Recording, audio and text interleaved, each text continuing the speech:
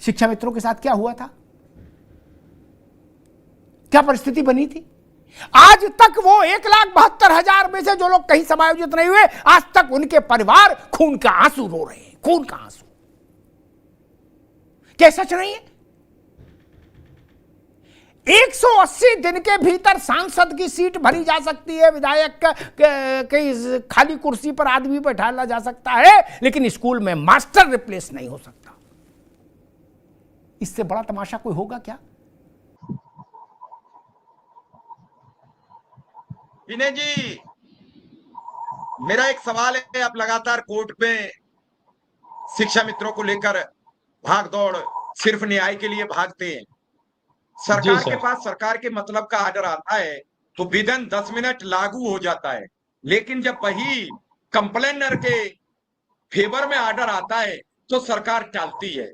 और ये रवैया अभी से नहीं, बरसों से चला आ रहा है। हमेशा जब जब ऐसी घटनाएं आती हैं कि कंप्लेनर केस जीतता है तो फिर उसे आया राम गया राम में उसे उलझाए रहते हैं। इस पर आपकी क्या राय है? क्या न्याय मिलने की उम्मीद दिख रही है? वैसे आपको बता दें कि आज शासन में शिक्षा मित्र के मानदेय को लेकर बड़ी सरगर्मी तेज है, और ये सरगर्मी संयुक्त मोर्चा अपना जो वापस नहीं ले रहा है उससे तेज है। बता दें आपको, संयुक्त मोर्चा जो दबाव बना रहा है, 29 तारीख को अगर बड़ी तादाद में भीड़ पहुंची तो प्रदेश में वैसे ही हालात विकराल चल रहे हैं, जहां मुख्यमंत्री और उप मुख्यमंत्री का झगड़ा चल रहा है। एक मंत्री ने अभी 10 मिनट पहले इस्तीफा दे दिया है, एक मंत्री भ्रष्टाचार का आरोप लगा रहा है। ऐसे में सरकार संकट में है। सरकार जब संकट में होती है तब धरना प्रदर्शन रोकती है, फिर लाठीचार्ज नहीं करती है, समझाती है। तो ऐसे में खबर मिल रही है कि हो सकता है कुछ अच्छी खबर मिले, लेकिन मेरा आपसे जो सवाल था, कोर्ट के मामले में कंप्लेनर की बात क्यों नहीं सुनी जाती? सर देखिए, ये जो सरकारें होती हैं वो कोर्ट के आर्डर को अपने हिसाब से देखती हैं, और अगर कंप्लेन हम लोगों के विपरीत अगर कोई आर्डर आ गया तो उसे इतना हल्ला मचाती हैं कि माने कोर्ट के द्वारा ये हुआ है, माने कोर्ट के द्वारा। हम तो साफ साफ हैं, हमें कोई दिक्कत नहीं है। कोर्ट ने जो आर्डर किया, कोर्ट के आर्डर को तो मानना है।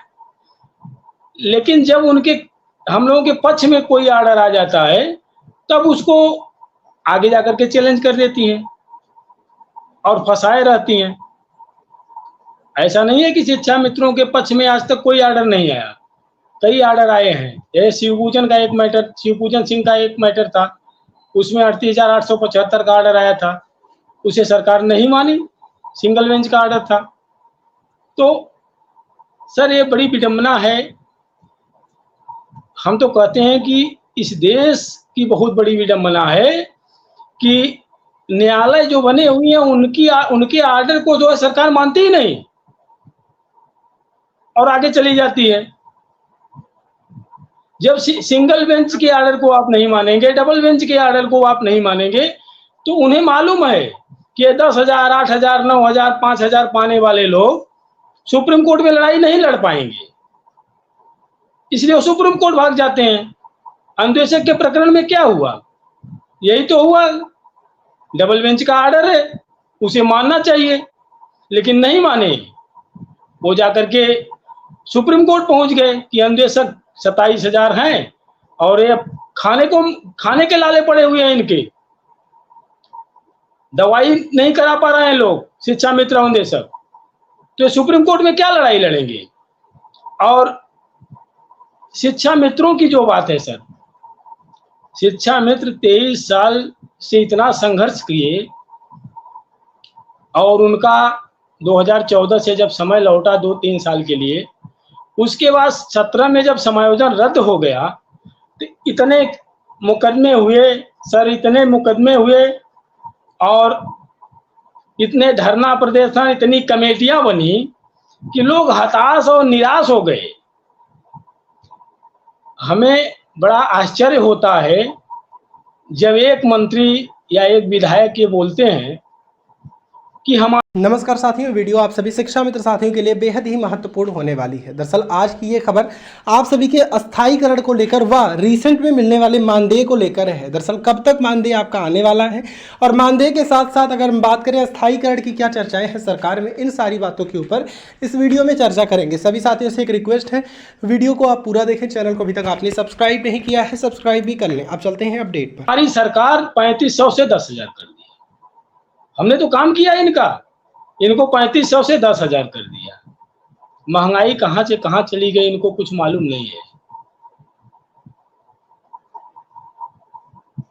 कम से कम सब ये तो होना चाहिए कि महंगाई के। विक्रम सिंह का स्वागत है और विक्रम सिंह से हम यही पूछेंगे। विक्रम सिंह, विनय जी कह रहे हैं कि जो कोर्ट के माध्यम से इनकी बातचीत हो रही थी उसमें इनके जज साहब ने बेसिक शिक्षा अधिकारी को जमकर हड़काया। जब वो नहीं आए तो वास्तव में उन्हें से सवाल किए तीखे। आपका मामला भी हुआ, सबने देखा। आज की तारीख में विक्रम सिंह क्या कहेंगे इस पूरे घटनाक्रम पर? हालांकि अब आपका तो मामला सुप्रीम कोर्ट में काउंटर के लिए पहुंच गया है, उस पर चर्चा होगी, इनका भी पहुंचेगा। लेकिन सबसे बड़ा भ्रम होता है कि कंप्लेनर अगर जीत जाता है तो सरकारें मानती नहीं। सरकार का अगर जरा सी भी राहत मिल जाए तो सरकार तुरंत उस पर सवाल जवाब खड़े करना शुरू कर देती है, तुरंत लागू कर देती है, 10 मिनट वेट नहीं करती।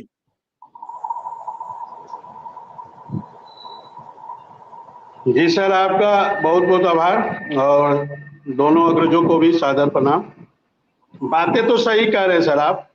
जब कोई फैसला सरकार के पक्ष में आता है तो इनके प्रधानमंत्री जी आएंगे, उत्तर प्रदेश के मुख्यमंत्री जी आएंगे, बेसिक शिक्षा मंत्री जी आएंगे, इनके कैबिनेट मंत्री जी आएंगे और कहेंगे देखिए ये हमारी सरकार है जो कोर्ट का सम्मान करती है। और वही फैसला जब अनुदेशक के पक्ष में आता है, आपने देखा होगा 3 जुलाई 2019 को माननीय लखनऊ हाई कोर्ट से आदेश आता है कि उत्तर प्रदेश के अनुदेशकों को 9% ब्याज की दर से मार्च 2017 से टिल डेट 17,000 का भुगतान किया जाए। हमारे पक्ष में फैसला आता है, सरकार के अधिकारी चूंकि हमारे पक्ष में है, अनुदेशक के पक्ष में है, पीड़ित के पक्ष में है, जिसका शोषण हो रहा है उसके पक्ष में है, जिस पे अत्याचार हो रहा है उसके पक्ष में है, तो कोई मुख्यमंत्री, कोई बेसिक शिक्षा मंत्री जी नहीं आते। फिर 20 अगस्त को वही आदेश माननीय इलाहाबाद हाई कोर्ट से आता है, कोई मंत्री जी नहीं आते, कोई मुख्यमंत्री जी नहीं आते।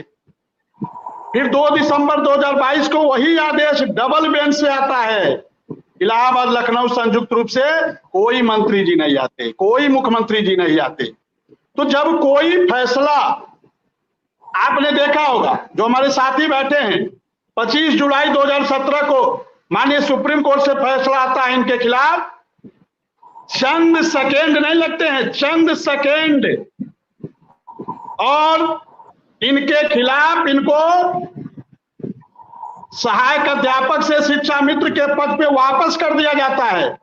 और देखिए, कम से कम उस महीने तक का भी इंतजार नहीं किया जाता कि कम से कम 25 तारीख तक की ड्यूटी हो चुकी है तो कम से कम जुलाई का महीना है, 31 तारीख तक इंतजार कर लिया जाए।